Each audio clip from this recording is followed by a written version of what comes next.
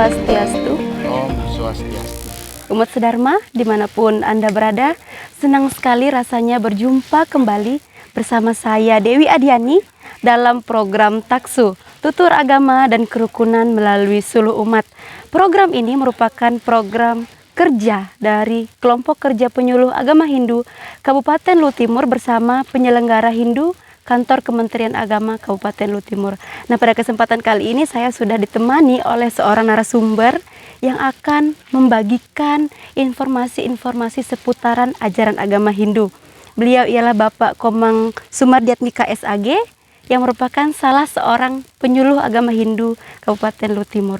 Om Swastiastu, Pak. Om Swastiastu. Punapi gater, Pak. Astungkara, Pak, ya. Kita masih diberikan kesehatan, kesempatan sehingga hari ini bisa bertemu hari ini bersama saya. Nah, adapun yang menjadi perbincangan kami pada kesempatan kali ini ialah mengenai memaknai kelakat di dalam sarana upakaryatnya. Saya langsung saja, Pak, bahwa sebenarnya seperti apa pengertian kelakat ini bila kita lihat dari ajaran agama Hindu. Om Swastiastu.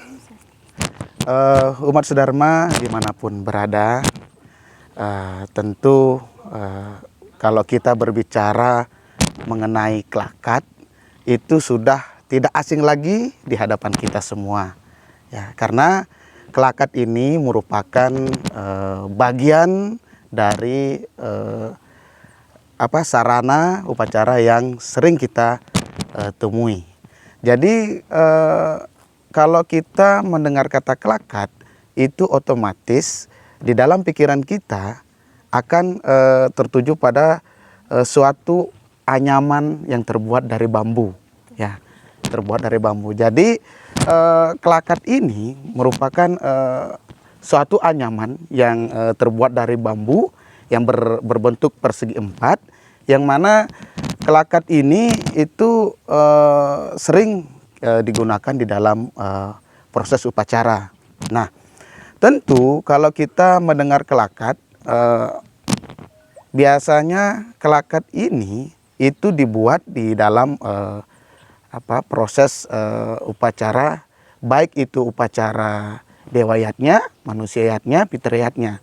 Nah, kalau kita berbicara mengenai kelakat, tentu juga itu tidak asing bagi masyarakat Hindu, terutama masyarakat Hindu Bali, karena memang kelakat ini sering memang kita aplikasikan, kita buat di dalam suatu proses upacara. Nah, jadi kelakat secara tidak langsung itu merupakan salah satu sarana yang sangat penting di dalam pelaksanaan upacara. Nah, kelakat ini juga tentu memiliki berbagai macam bentuk, ya, berbagai macam bentuk. Nah, sehingga kelakat itu disesuaikan dengan kebutuhan pada saat upacara, ya. Nah, mungkin pemahaman kelakat mungkin demikian, ya, seperti itu. Berarti memang dia terbuat bahan dasarnya dari bambu, bukan dari kayu yang lain, ya, Pak, ya. Betul. Nah, ketika kita membuat sarana upakaryatnya, tentu masing-masing elemen itu ada maknanya, Pak. Betul, betul. Nah, bagaimana makna kelakat ini?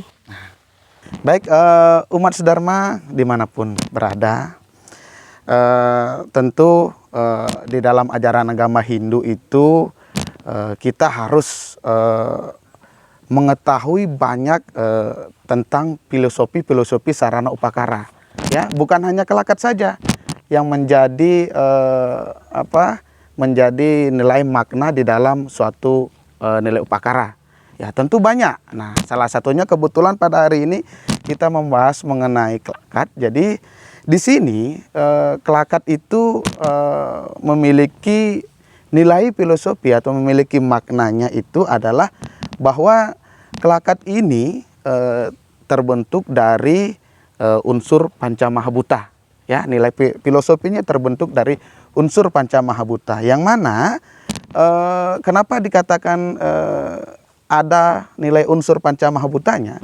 Karena kelakat ini itu pada umumnya itu kelakat itu kan berbentuk persegi empat, ya, berbentuk persegi 4, yang mana di dalam lubang setiap ruas kelakat tersebut itu memiliki jumlah 5.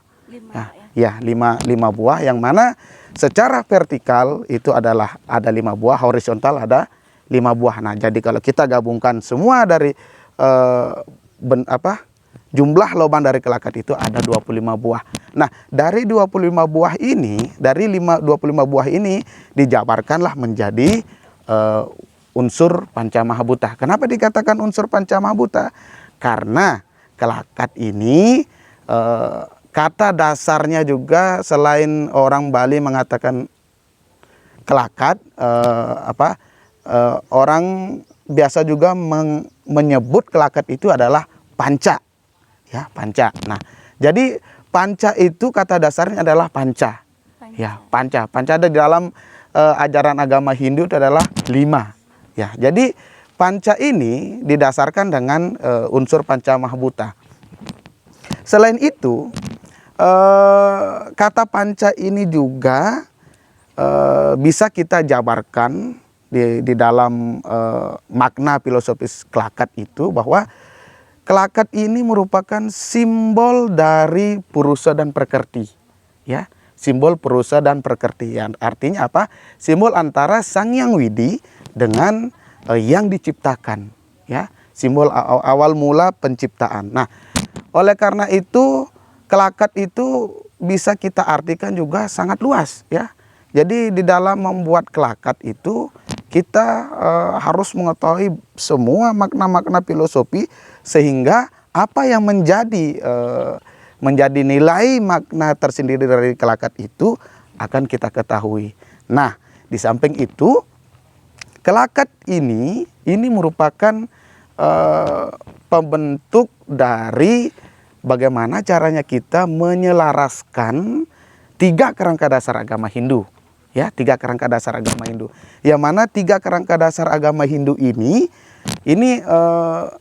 itu merupakan warisan dari leluhur kita, yang mana 3 kerangka dasar ini ajaran tidak ada di dalam buku sastra agama Hindu, tetapi ini merupakan warisan leluhur. Nah, apa hubungannya kelakat dengan 3 kerangka dasar agama Hindu? Nah, itu kita harus mengetahui hal tersebut.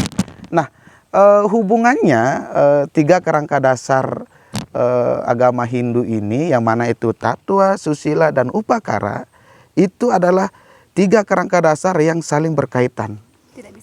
Tidak bisa dipisahkan, betul. Nah, yang pertama itu adalah Tattva, yang kedua adalah Susila, yang ketiga adalah Upakara. Nah, Upakara ini merupakan bagian dari sarana Upakara ini merupakan bagian dari kelakat. Ya, bagian dari kelakat. Nah, apa hubungannya dengan Tattva dan Susila? Nah, hubungannya adalah bahwa Tattva itu kita harus mengetahui yang seperti saya katakan tadi, bahwa kita harus mengetahui makna filosofis. Iya, betul. Kita harus mengetahui makna filosofis. Dan yang ketiga adalah Susila. Yang kedua adalah Susila. Susila itu artinya bahwa di dalam kita membuat kelakat itu kita harus didasari dengan hati yang tulus ikhlas. Nah, jadi dalam membuat kelakat itu memang kita juga dibutuhkan bagaimana caranya kita harus betul-betul ikhlas, betul-betul sujud ke hadapan ide Sang Hyang Widi, sehingga kita mengetahui makna dari Tattva tersebut. Ya, baik, berarti ya ketika kita membuat sarana upakara memang seharusnya kita memahami dulu apa Tattvanya, agar apa yang kita buat dapat betul-betul sampai secara ikhlas kepada ide Sang Hyang Widiwasa. Nah, kalau kita lihat secara fungsi, seperti apa fungsi dari kelakat ini? Oke. Umat sedharma dimanapun berada, tentu di dalam sarana upacara, khususnya yang ada di Bali itu sangat banyak, ya sangat banyak, dan memiliki berbagai macam fungsinya masing-masing, ya kan? Memiliki fungsinya masing-masing. Nah, di sini kelakat itu bahwasanya memiliki fungsi yang sangat penting di dalam upacara, ya, Ini merupakan fungsi yang sangat penting di dalam upacara. Nah, kelakat itu kenapa sangat penting di dalam upacara? Itu karena kelakat ini berfungsi sebagai kalau orang Bali mengatakan itu adalah penataan Banten, ya kan? Penataan alas, ya betul. Alas Banten Upakara, yang mana alas ini kelakat ini digunakan sebagai alas untuk menopang beratnya dari dari Banten tersebut. Nah, yang menahan dari topangan Banten ini itu adalah ada tanda silang di dalam di tengah kelakat tersebut. Nah, ini juga kita harus memahami apa sebenarnya fungsi dari tanda silang itu, ya, pada kelakat itu. Nah, memang di dalam ajaran agama Hindu itu tidak terlepas yang namanya lambang swastika, ya, lambang swastika. Nah, lambang swastika ini selalu berbentuk tanda tambah. Ya, kalau kita miringkan bisa menjadi tanda silang. Nah, artinya apa? Artinya bahwa kita harus mampu menyelaraskan, menyeimbangkan antara hubungan kita dengan Sang Hyang Widi, antara hubungan kita dengan manusia, dan antara hubungan kita dengan sesama manusia. Nah, seperti itu. Jadi lebih jauh lagi, kelakat ini merupakan sering digunakan di dalam sarana upacara pelengkap sarana upacara seperti upacara mecaru, atau disebut dengan butoyatnya, pitrayatnya, dan manusiayatnya. Mungkin seperti itu. Bila saya hubungkan dengan Panca Mahabhuta, tentu dengan maksud saya pancayatnya. Ya, betul. Jadi ada 5 jenis yatnya. Ya. Nah, tentu di dalamnya penggunaan kelakat itu bagaimana dengan masing-masing poin dari pancayatnya ini? Apakah setiap yatnya punya satu kelakat, jenis kelakat yang digunakan, atau satu kelakat untuk semua yatnya? Oke, di umat Dharma dimanapun berada, berbicara mengenai jenis, ya tentu kelakat itu juga mempunyai berbagai macam jenis kelakat. Ya. Jadi jenis-jenis kelakat itu sebenarnya pada umumnya itu ada 3, ya, ada tiga ya yang sering kita gunakan, yaitu kelakat agung, kelakat sudomala, yaitu kelakat sudomala ini dibagi menjadi 2 lagi, kelakat sudomala lanang dan kelakat sudomala istri. Ya, jadi kelakat sudomala agung ini disesuaikan dengan kebutuhan, ya, disesuaikan dengan kebutuhan masing-masing. Jadi disesuaikan dengan kebutuhan masing-masing, sehingga kelakat ini menyesuaikan posisinya, ya. Nah, terus yang kedua adalah kelakat sudomala, yang mana terbagi menjadi 2 lagi, itu sudomala lanang dan sudomala istri. Bisa saya perlihatkan contoh kelakat kelakat sudomala lanang dan istri. Nah, ini merupakan salah satu contoh dari kelakat sudomala lanang. Nah, kenapa dikatakan sudomala lanang?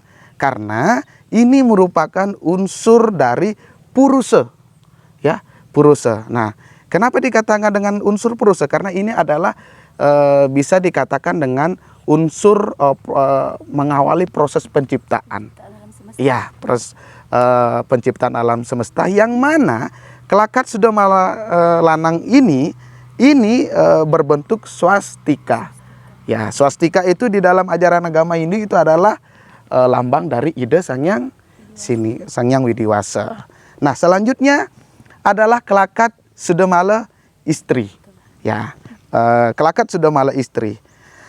Kelakat sudomala istri ini posisinya, letaknya itu di bawah Banten, yang mana bentuk dari kelakat ini berbentuk persegi 8, ya, persegi 8, yang mana persegi 8 ini menyimbolkan dari 8 kemahakuasaan ide Sang Hyang Widiwasa, yang mana disebut dengan Asta Aiswara, ya. Jadi 8 kemahakuasaan Sang Hyang Widi ini disimbolkan adalah Prakrti, Ya, jadi antara Akase dan Ibu Pertiwi, bertemunya Akase dan Ibu Pertiwi sehingga menimbulkan ciptaan. Nah, mungkin seperti itu. Saya rasa sangat jelas sekali penjelasan dari narasumber kita hari ini yang sudah membagikan pengetahuan kepada umat sedharma mengenai kelakat, kemudian apa fungsinya, jenisnya, dan sangat banyak makna dari kelakat itu sendiri. Nah, terima kasih saya ucapkan kepada narasumber yang sudah berkenan hadir hari ini. Terima kasih juga kepada seluruh umat sedharma yang menyaksikan tayangan ini. Semoga dapat menginspirasi dan menambah wawasan umat sedharma sekalian. Jangan lupa tetap dukung channel YouTube kami melalui channel YouTube Hindulutim dengan cara tekan tombol like, komen, dan subscribe. Semoga kami dapat selalu menayangkan hal-hal yang menarik dan bermanfaat bagi umat sedharma. Saya akhiri dengan ucapan Paramasanti. Om Santi Santi Santi Om.